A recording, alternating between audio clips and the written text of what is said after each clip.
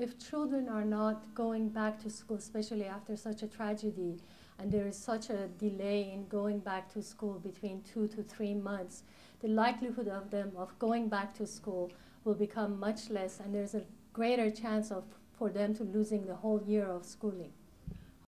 Well, the magnitude is great. It's 4,106 schools altogether have been damaged, and meaning bringing them back up and running in a timely manner, of course, it will take time.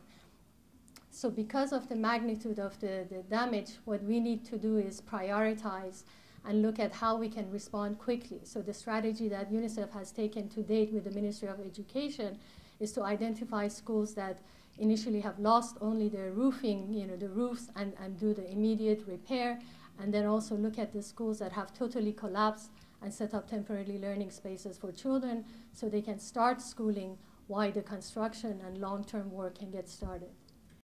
We are hoping that about 1,000 temporary safe learning spaces can be established in the Delta region, and at the same time about 1,000 schools can be repaired between 2 to 6 weeks after the delivery of the roofing sheets to them and other supplies. UNICEF is providing an essential learning package, which means a backpack for children, exercise books, pencils, ruler, and the essential things, in addition to crayons and papers to give them also respond to their psychosocial needs as well. And then also has prepared a school kit for the schools in terms of blackboard, chalk, and paper and registration books for the teachers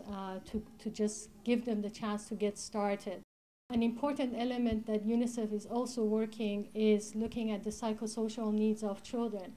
and teachers as well.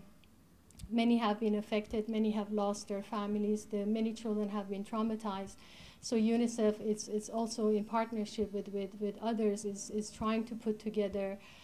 first initial tips for teacher initially that will help the teachers recognize the emotions and the feelings of the children and being able to, with some key activities, to respond to these emotions, while later on we will be working on putting together the materials for the training and then hopefully working with the teachers to better respond to the psychosocial needs of children.